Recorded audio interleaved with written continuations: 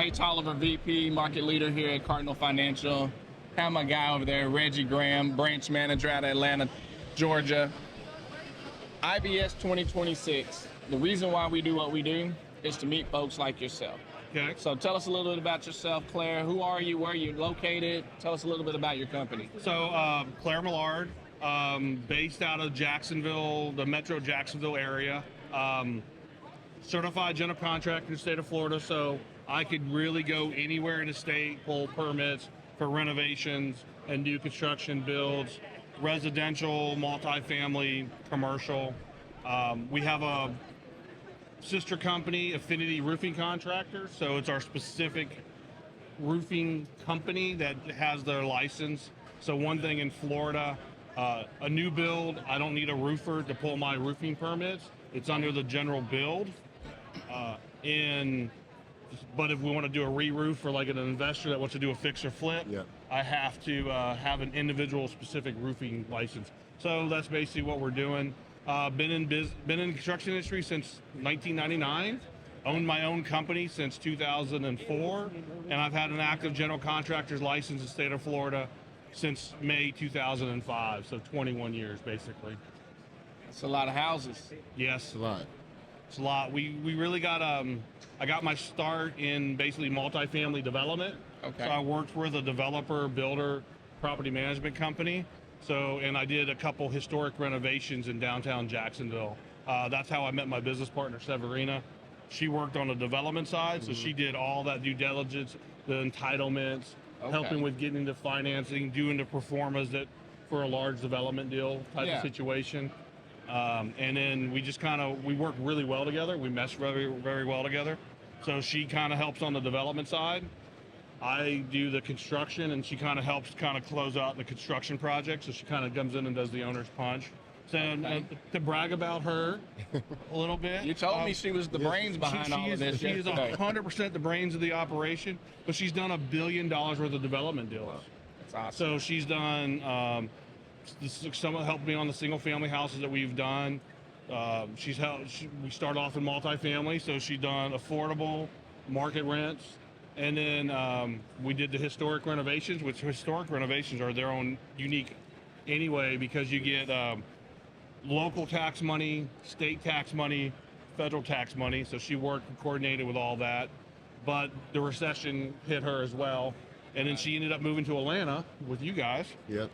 She worked for an industrial development company. So she started helping do large scale warehousing.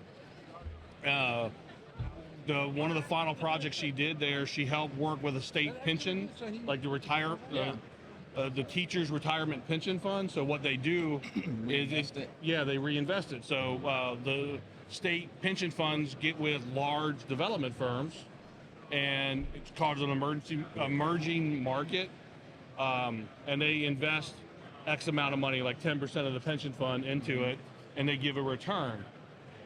So that state, I don't know if I could talk about which state it was, so I'll just refer to it as the state. Yeah. They reinvested 4 times with them. So that's a high return, or they wouldn't be coming back. Yeah. Exactly. They're not, because they don't want to go through the process. It's such a complicated situation to vet those individuals, because once you have, it really is, if it's not broke, don't fix it type of situation. But they have their metrics, and if it's not hitting, they're going to redo it. But they're always out there kind of interviewing people. So that's kind of who we are. We're kind of Well, I know yesterday, Reggie, y'all were talking about scouting land, doing the development. Like, you've been through that whole process. Kind of shed some light on a little bit of that. You shed some light for me yesterday, because I get a lot of calls. I have some land, I want to build on it. People don't know where to go. We know our finance once everything's approved and zoned and all that stuff. I was interested because Clair was telling me, like, they can help people with that, the best use of their land. Like, maybe if you have 5 acres and you want to put 1 duplex on there, that's not the best thing. Or maybe you subdivide that, before you do it, if you plan on going bigger. How do you go about that whole, consultative state? Like, that's where we. So on that end, so Severina has her own business, Affinity Real Estate Services. So it is specifically for that type of investor that they could reach out to. So I guess step one would be sit down with your client, find out their ultimate end goal. You know, peel back the onion. Because So like the row homes or the townhomes you built. Yep. You had, how much land was that? It was probably ultimately for the 5 lots, probably about a half an acre. So half of acre. I'm just using general Yep. what Is that most the one you people did? will do in half acre. No, that's the duplexes Okay. that we did, And so the duplexes, the or townhomes, the 9-plex. you're looking at half an acre. What makes you go multifamily versus single family? So a lot of that is digging into the zoning. Okay. So most cities, counties have a comp plan. So they've hired a market research company and comes back and says, hey, what's the best use of the land in this area? What's the best land use of this area? Hey, this stuff, we currently have a lot of warehousing here. You're not going to want to stick single family houses there. Right.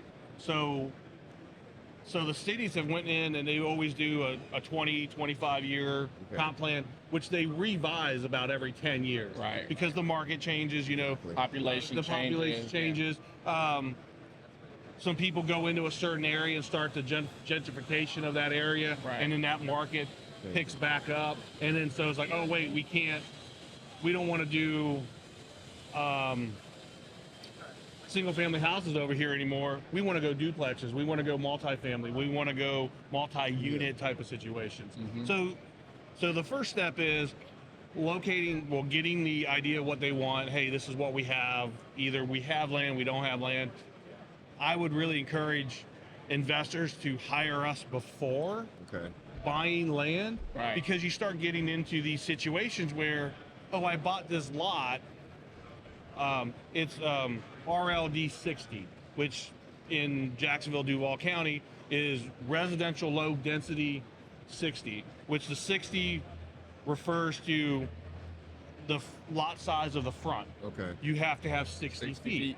So if you buy a house or a lot that's RLD 60 and it's only 55 feet wide, it doesn't fit Right. the requirements. So you just stuck with that lot, or? Well, the next step, that's a great question. The next step is you have to go into rezoning of that lot. It's not a dead lot, but it's not going to be a quick turnaround. So there's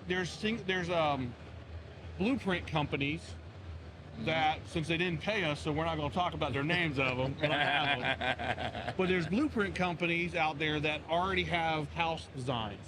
That is, they just pre-produce them. You go in there and you click, I want this number one. They'll send you your residential, your architectural plans, and they'll send you your structural plans. So it's a one-stop shop type of situation. But then you have to for a fee. Yeah, for a fee. Sorry. Yeah. I took that as an implied. No one does anything. No for one free. does it for free. With that being said, real quick, ballpark, how much does one investor need to think of paying for those blueprints? Before they even get started on $5,000. $5,000. It's about $5,000. Because it's already kind of set up. So we started working with an investor about 2 years ago that wanted to kind of do some stuff. He had a kind of a family emergency, so he stepped back out. So we went to one of those blueprint companies. We bought bid documents, which it basically showed the elevation and it showed the floor plan. Got it. So from that information, I could send it to my trades, my subs, and I can have pricing. So our overall goal is for an investor, as a kind of segueing into another situation, is, hey, I have a house, I have a land, I want to build a house. We can give them this package. Okay, for $5,000, here's the architectural plans, because you need it specifically to that address, house, to for that land. site. Right. And then we already have a price saying, okay, we know it's going to be, I'm going to make up a false number. Yeah. Well, let's talk. Hypothetical. Let's talk real numbers. Okay. Because I think that's part of the problem with a lot of people out there. They just talk these fake numbers. Yes. Like Right. they'll say $110 a square foot or $85 a square foot, and it's not. So we build for this affordable house. It's about $180 a square foot. Okay. So it's 1,300 square feet. Forgive the math. It's like $200,000 to $220,000 for us to build this. Okay. pretty modern finishes. LVP everywhere, so you're not trying to, because that's the other thing some of these people do is Throw carpet everywhere. they throw carpet, they give you an allowance, and they know you can't buy anything for $1 a square foot in flooring. Yeah. No matter what No matter the what TV type. shows say, you cannot get flooring for $1 a square foot. No. So we can put LVP in. We put some nice cabinets. You go to those big box stores, the orange and blue store, buy appliance packages. They're simple. It's nothing. We're not recreating the wheel. Right. So, but give you another example. If we built one of them, it's $180 a square foot. If you come to me and you have 5 lots like we did in St. Augustine, that price will probably go down to $165, $160. Because it's production. Yeah. It's economies of scale. Now when I'm going to talk to my drywall guy, I'm not buying 150 sheets of drywall. I'm buying 1,000 sheets of drywall. Right. When I'm pouring concrete slabs, I'm not buying 20 yards of concrete. I'm buying 80 yards, 100 yards of concrete. Right. So it helps, and I think that's where some of the TV shows fail us. Right. They don't give the They don't get- actuals or, the true facts of the cost. Correct. And most of those guys are doing 10, 15, 20 houses, and they're doing it with the same subcontract. Right. So They're keeping them busy. They're keeping them busy. busy, yeah. They know how they're paying. Hey, I pay you every Friday if you're done or not, or I Right. pay you the Friday after you're finished. So there's not recreating the wheel because you don't know. Yeah. And then keeping the same subs, they know each other. Right. So the flooring sub can call the tile guy and say, "Hey, man, are you done?" Like you kind of take the GC coordination out of the factor, but you're still there because you're still kind of coordinated. So how does it work if you're doing what you're talking about, but you do it in different cities? Do you still keep the same subs, or do you try to find subs in that local market? How does that work? All the above. It depends on the sub. So we just did a re-roof job for in Lake Butler. So again, we from Jacksonville to Lake Butler. It's about a 90-minute, 3-hour drive for them. That's about the max anybody wants to drive because that's Yeah. about 4 hours on the road. Yeah. So they go work about a 10-hour day and they go home. So a lot of times, again, if you're building that relationship, those subs will go with you. If you're paying your subs every Friday or a week after they're finished or whatever you set up. So for me, we try to pay twice a month. We ask for invoices on the 15th and the end of the month, and we pay the 10th and the 25th. Okay. A lot of that is we're trying to do our draw to the owner so we can have cash flow. So we try to pay, but we also try to pay on a Friday. So the guys know. So sometimes they're waiting 12 days, sometimes they're waiting 9 days. It all depends, but they can count on their money to come in. Gotcha. That's So- most important. It really Those are is. things that people don't think about. They want to go in and I want to build 4 units on here, and then they want to. It's actually better based on that you do all that at the same time. You're going to save thousands by the time you get to that second, third, and fourth unit. Well, yeah, because we allocate a supervisor on all our jobs. Okay. So if I'm doing 5 houses and they're in a row, say I'm charging $5,000 a month for supervision. I might be able to cut that back down to 3 Right. because now it's 3 times 5, I'm making 15, which in reality, it doesn't sound like a lot to the client, but it's $10,000. Yeah, you save $10,000 to $12,000 A on. month. Right. And so in 4 months, you're talking 40 grand. It's not about, because your hard costs are there, no matter what you said. Your Materials flooring, and all that. Yeah. And it's funny, the big box stores, there's things that I will buy from the big box stores. I'll give you a perfect example, siding. It's all the same, James Hardy, Allure, Nietzsche, it's all the same. And they all come in and drop it curbside, no matter what. Right. Okay. So it doesn't really matter. But drywall, okay, we go to a box store. It's $17 a sheet. All right, but I go to a drywall specific supply house. It's $22 a sheet. You're thinking, Clair's only 5 sheets, yeah, so, or $5 a sheet. The problem that you have is the box store's curbside delivery. Now you have to pay somebody To go and pick to up. carry it from the curb into the house somewhere else. Okay. I go to the supply house. They got this nice crane. They pick up the drywall, tilt it in, take it to the door. They have drywall carts. Okay. They pull it off of it, and I tell them, hey, I want 25 sheets in this bedroom. I want 15 sheets in Okay. this bedroom. I want some stuff in the hallway so I can knock out my bathroom. Wow. So for $5, you're not killing your install crew. Right. That's huge. But I mean, I did a project that the owner could not see past that. It's like, oh, I can go buy drywall from Home Depot, $17, and because he thinks, well, nobody wants to get paid to move it, and it was a 3-story. It was the 9-plex that you were Yeah. talking about. So now we have to Yeah. scoop it up with a forklift. We'll drive it around to the front of the back of the building, pick it up, go in there, and then you're basically hanging off the edge of the building trying to slide it in. Yeah. Because again, More labor costs. more labor costs because the crane picks it up 3 stories. I Right. mean, that thing's going to go 50 feet. No back. Never So, thought I mean, about that. Yeah. So you said something there, and we won't hold you all day, No, but you did say I'll something. be here all day. And that's something that we really pride ourselves on here at Cardinal, is we really do screen all the builders and the partners that we work with. Because, you know, we're trusting you to go build this $700,000 house for our customers. We got to make sure that Yep. your subs are paid, that you do have a reputable business and all those things. So we do go through a full builder approval process, but that also allows us to use you as a referral partner for other clients that come to the door. So our relationship it's going to always be reciprocated. Well, that's the overall goal. When we came to the IBS show, it's to meet financial lenders as yourselves. One is because we have investors coming to us right. Yeah. that need our experience and our background, and they need money. And it kind of reverses back for you guys. You have investors Reggie that has are all the money, bro. he looks like the money man, but it's also in reverse. You guys have investors that are coming to you, like how we Yeah. started the podcast. Exactly. Where do we start? Because everybody watches TV and says, Yeah. "Oh, I can just go buy this house. Yeah. Oh, flooring should be this much a square foot." Right. But like I mean, I just put a price in on somebody, and they sent me a rejection. They said that you're significantly higher. But I'm like, what's your definition of significant? Right.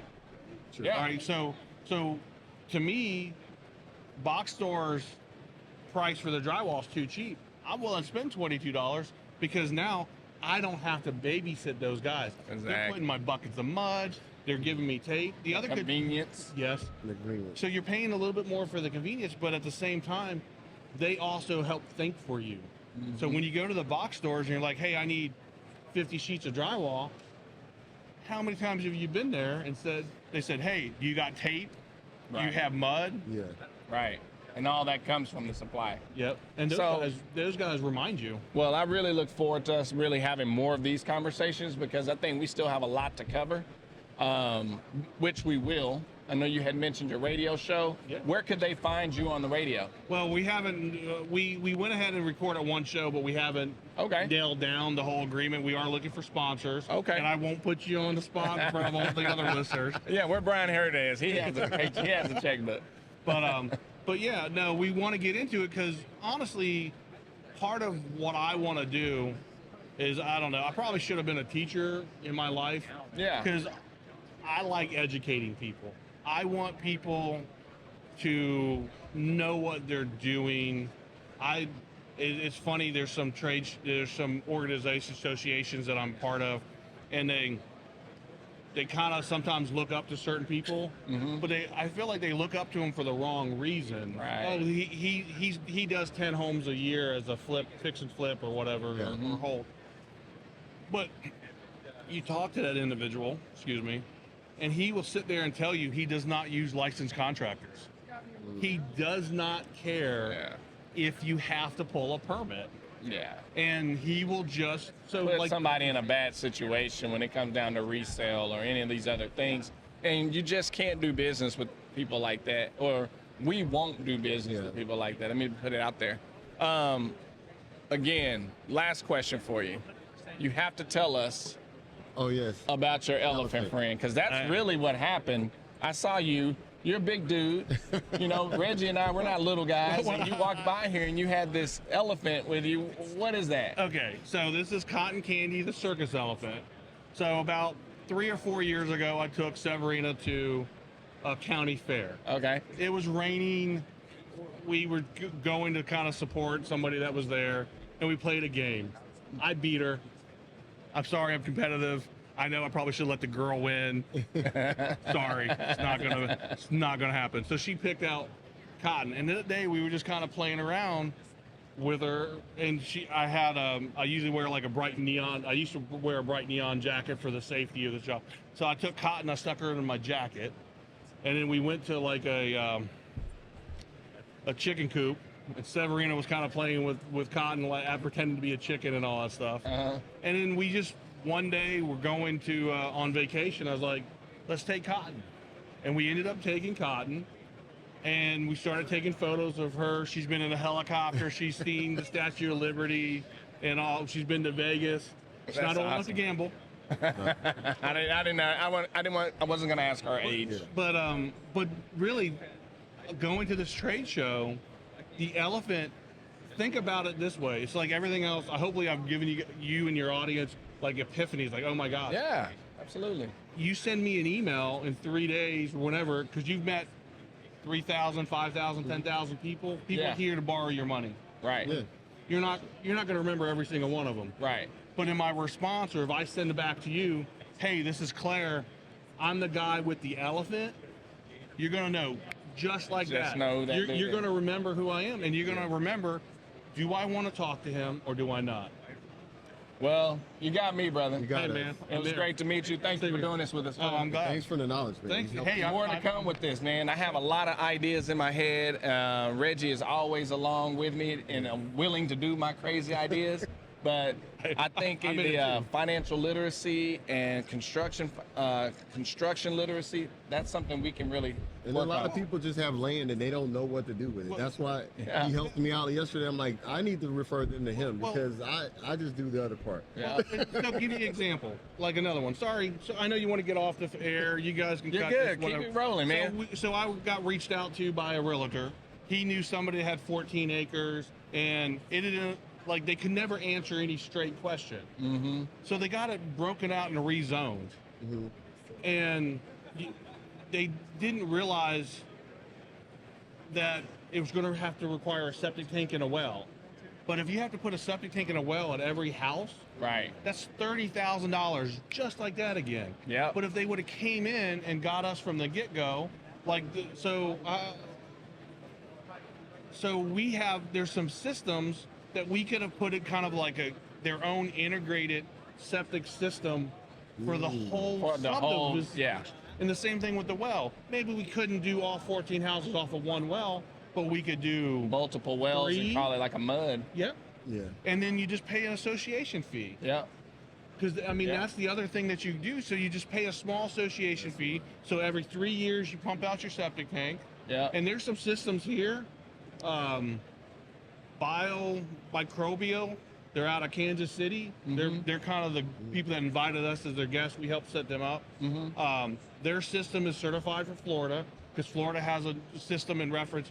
If you're too close to the water, which Oh. you're in Florida, you're always too close to water. Right. Right. You got to have a self-contained system, and their system goes in and Okay. it gives you kind of cleaner water, and you just have every few years you got to pump it out from all the waste that's not gone.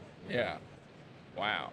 So like there's so many things I So think much you can teach us, brother. I'm here and I really want to do that. Like We're going to do more of this. We're going to leverage our YouTube channel. We're going to leverage social media. They're going to know who you are. Awesome. And if we need to call it the Oreo, what did you call it? What did you say? I said I was the Oreo. We the got Philly. you. You said I was the villain. Well, man, thank you. Seriously, brother. No, I Let's do appreciate this it. Again. Awesome. Awesome. I'll gladly drive to Atlanta and come All see right. you guys. Cool. Awesome. Let's do it. We'll take a picture real quick and let you have it, man. And then, are you on LinkedIn Yep. and Instagram and Yep. all of those? I followed you on Facebook yesterday. Okay, Okay. perfect. I hadn't been on there. Not you. You didn't give me your name and number, but Reggie.